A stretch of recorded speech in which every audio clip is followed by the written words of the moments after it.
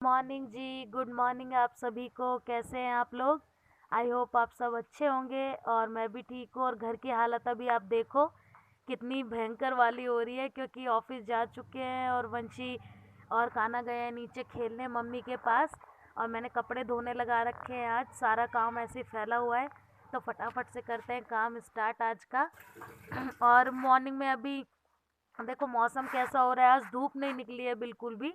ऐसा हो रखा है, कभी धूप आ रही है कभी छाया आ रही है, इस टाइप से मौसम चल रहा है। पर कपड़े बहुत ज़्यादा हो गए थे तो धोना भी ज़रूरी था, तो मैंने सोचा कि सबसे पहले कपड़े धो दूंगी ना, तो कपड़े धोते धोते घर का बाकी का काम भी होता रहेगा। और वैसे तो मैं अवॉइड करती हूँ मॉर्निंग में जल्दी कपड़े धोने, पर अगर जिस दिन मॉर्निंग में कपड़े नहीं धोती ना, तो फिर पूरा दिन ऐसे ही निकल जाता है कि पहले घर का काम करो फिर कपड़े धोने बैठो। तो उसी में पूरा दिन निकल जाता है, फिर ना बच्चों को टाइम दे पाती हूँ ना अपने लिए टाइम निकल पाता है। तो ये सबसे बड़ी प्रॉब्लम हो जाती है और सभी को होती है ये प्रॉब्लम मेरे हिसाब से तो।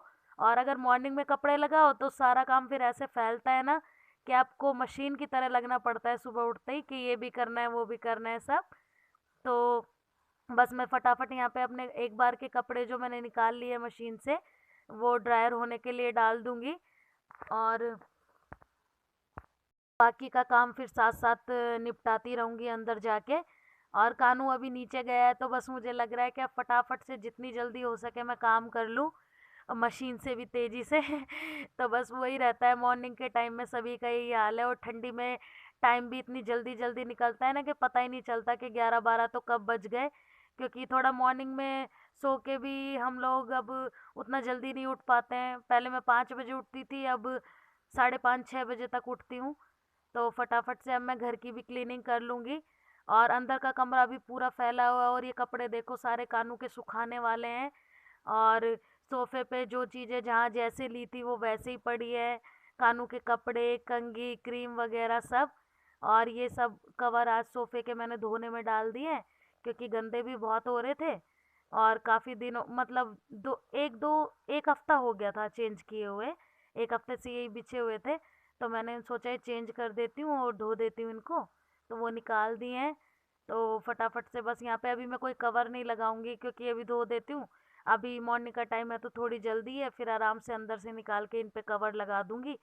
तब तक इन्हें अच्छे से साफ वाफ कर देती हूँ। और यहाँ पे डस्टिंग वस्टिंग करने के बाद मैं जाऊंगी ऊपर छत पे, ये कानू के जितने भी गीले कपड़े हैं, ये सब डाल के आऊंगी धूप में। क्योंकि ब्लैंकेट वगैरह होता है वो ठंडी में ना थोड़ा गीला गीला लगने लगता है, तो इसलिए। और ये देखो वही बेड शीट है जो मैंने ऑनलाइन मंगाई थी, आपको दिखाई थी मैंने मेरे पिछले ब्लॉग में, तो आपने देखा होगा। और ये मेरा ना मैंने बेड के साथ में फोल्डिंग पलंग अटैच किया हुआ है। तो डबल बेड शीट भी जो होती है ना वो पूरी प्रॉपर आ नहीं पाती है, वो भी आधी आ पाती है, तो मुझे डबल चादरें ऐसे करके लगानी पड़ती है।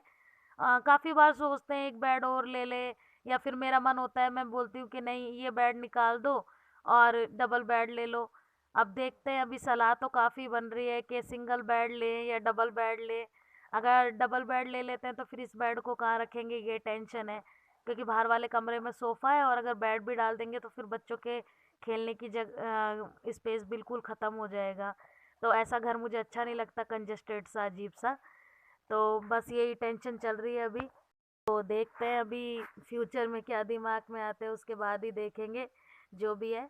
और ये ब्लैंकेट इतना मोटा है भारी है कि मुझसे अकेले से तो उठता ही नहीं है। मैं जैसे तैसे करके इसे फोल्ड कर देती हूँ ऐसे ही मॉर्निंग के टाइम में। और वैसे बेडशीट मुझे बहुत सुंदर लगी है ये। तो जी मॉर्निंग का मेरा सारा काम हो गया था और बच्चे ऊपर आ गए थे। और ये देखो मैंने मूंग की दाल भिगोई हुई है, साबुत मूंग जो होते हैं हस्बैंड के लिए, और रात भर भिगो के छोड़ दी थी। और अब मैं इसको ना ऐसे कपड़े से ढक के रख दूंगी तो ये अंकुरित हो जाएगी, तो ज़्यादा और भी हेल्दी हो जाएगी। क्या क्या करना पड़ रहा है इनके चक्कर में। बहुत मेहनत कर रही हूँ आजकल मैं, देखते हैं मेहनत का फल मिलेगा या नहीं, 2-3 महीने में क्या फ़र्क आता है। तो मैंने वो रख दिए ढक के, ताकि अंकुरित हो जाए सुबह तक। और बच्चे दोपहर मतलब आ गए थे काम वाम खत्म होने के बाद, तो मैं उनको लेके थोड़ा लेट गई थी, क्योंकि मैं बहुत थक गई थी, छत भर के कपड़े धोए थे बहुत ज़्यादा। और उसके बाद कानू और वंशिका आए, उनको नहलाया वगैरह, खाना वाना खिलाया, तो वही टाइम हो गया था 2-2:30 का। तो मैंने सोचा अब मैं लेट जाती हूँ थोड़ा, तो शाम के अभी बज गए हैं 5 और मैं यहाँ बना रही हूँ आलू बीन्स की सब्जी। फटाफट से अपनी सब्जी बना लूँगी और एक तरफ लगा लूँगी आटा। तो इसी टाइप से मतलब घर का काम फटाफट से निपटाना पड़ता है, और आपको पता है 2-2 छोटे बच्चों के साथ पे घर का पूरा काम करना, फिर ब्लॉग बनाना, एडिटिंग करना, सब थोड़ा-सा मुश्किल तो होता है, पर वही है जिसके दिल में है कि मुझे करना है वो तो कैसे भी करके कर ही लेगा, आपको पता है। और ये तो लाइफ का पार्ट है, ये सबकी लाइफ में होता ही है कि ईज़िली कुछ भी नहीं हो पाता, हर चीज़ के लिए एफर्ट तो थोड़ा डालना ही पड़ता है। तो ये तो कहना व्यर्थ ही है कि मुश्किल होती है या जो भी, वो सबकी लाइफ में है। और कुछ भी नया करते हैं तो उसमें थोड़ी तो प्रॉब्लम आती है भाई। तो चलो यहाँ पे फटाफट से मेरी सब्जी भी बन गई है, और आलू बीन्स की सब्जी मुझे बहुत पसंद है और मेरे हस्बैंड को भी, और देखो बन गई है मेरी सब्जी भी। तो चलो चलते हैं आगे के ब्लॉग में। Good evening.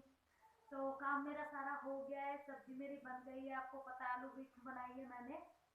और अभी कुछ दिन पहले मुझसे मेरी एक फ्रेंड ने, मैं सब्सक्राइबर नहीं कहूँगी क्योंकि वो मेरी बहुत अच्छी फ्रेंड है, सब्सक्राइबर बोलना गलत है क्योंकि घर के अंदर तक सिर्फ फैमिली मेम्बर्स की ही पहुंच होती है, तो मैं उन्हें फैमिली मेम्बर ही बोलूँगी, और आप सब लोगों को भी अपने फैमिली का मेम्बर ही बोलूँगी, क्योंकि आप मेरे घर के बारे में सब जानते हैं तो आप मेरे फैमिली मेम्बर ही हुए। और उन्होंने मुझसे पूछा था कि आपकी सास आपके ही घर में रहती है, फिर भी आप लोग एक साथ क्यों नहीं रहते हो, क्योंकि आपने मेरे ब्लॉग्स में देखा होगा मैं बोलती रहती हूँ कि मैं सॉरी मम्मी को खाना दे के आ रही हूँ, या मम्मी को ये नहीं पसंद या मम्मी को वो नहीं पसंद। पर आप मेरे ब्लॉग्स में ये नहीं देखते होंगे कि मेरे फ्लोर पे मेरी सासू माँ को आप कभी नहीं देखते होंगे। तो उसका रीज़न मैं बताती हूँ कि हमारा ना ये घर जो है ये 3 फ्लोर बना हुआ है, और मेरे हस्बैंड लोग 2 भाई हैं। तो सबसे नीचे का फ्लोर हमने मम्मी पापा के लिए बनाया, और सेकंड फ्लोर पे मेरी जेठानी रहती हैं, और थर्ड फ्लोर पे मैं रहती हूँ सबसे ऊपर। और अलग रहने का वजह ये है कि आपको पता है दिल्ली में छोटी छोटी जगह होती है, और हमारा जो ये जगह है जहाँ घर बना हुआ है 55 गज है ओनली।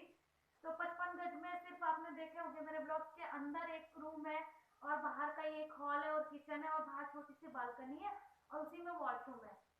तो ये इतना स्पेस है। तो अगर हम मम्मी पापा को अंदर वाले रूम में रखें तो हम कहाँ कहाँ पे सोएंगे, और अगर मम्मी पापा को बाहर वाले रूम में रखें तो भी मतलब शादी के बाद एक होता है ना कि मैं मेरे ससुर जी से घूंघट करती हूँ, तो फिर मैं घूंघट ले लेके कितना बाहर जाऊंगी। तो वो वाली चीज थी, स्पेस की कमी की वजह से हमें ऐसा करना पड़ा। तो बाकी हम लोग साथ ही रहते हैं, हमारी जॉइंट फैमिली है। देखो जेठानी का खाना अलग बनता है और मेरा खाना अलग बनता है, पर मम्मी पापा को हम दोनों ही खिलाते हैं। मॉर्निंग के टाइम पे मेरी जो जेठानी है वो करके देती है, और इवनिंग के टाइम पे मैं बना के देती हूँ। तो ऐसे हमारी फैमिली बहुत अच्छे से चल रही है, कोई ऐसी टेंशन नहीं, कोई प्रॉब्लम नहीं है। और थोड़ा ये हो जाता है ना कि बड़े बुजुर्गों को बच्चों का शोर भी उतना अच्छा नहीं लगता है, और बच्चे तो सारा दिन चिल्लाते हैं, आपने देखा है कानू और वंशिका को। तो पापा को थोड़ा डिस्टरबेंस होता है, तो उन्होंने घर बनते टाइम ही बोल दिया था कि नीचे का फ्लोर हमारे लिए बना देना, ताकि हम आराम से रह सके बिना शोरगुल के, अपना तसल्ली से। तो इसलिए उनका फ्लोर हमने नीचे बनवा दिया था। और ये मैंने इसलिए बताया कि शायद उनके दिमाग में ये बात आई है, तो जो भी मेरे ब्लॉग देखते होंगे उन सभी के दिमाग में, आप सभी के दिमाग में ये बात कहीं ना कहीं तो आती होगी कि जॉइंट फैमिली है, साथ में सब है, फिर भी साथ नहीं रहते। तो ये मैंने क्लियर कर दिया। बाकी एक दिन कोई सेपरेट वीडियो बनाऊंगी, मैं उसमें अपना पूरा इंट्रोडक्शन दूंगी आपको कि क्या मेरी फैमिली है, कैसे क्या सब कुछ, आप अपने बारे में टोटल चीज़ें मैं आपको बताऊंगी। तो तब तक के लिए अभी आपसे इजाज़त देते हैं आज यहीं, क्योंकि शाम का टाइम हो गया है, बज गए हैं 7, और मेरे हस्बैंड भी ऑफिस से आने वाले होंगे। और कल के ब्लॉग में मिलूंगी मैं आपसे। और देखो मेरा ब्लॉग पसंद आ जाए तो वीडियो को लाइक कर देना, और चैनल को जल्दी से सब्सक्राइब कर लो।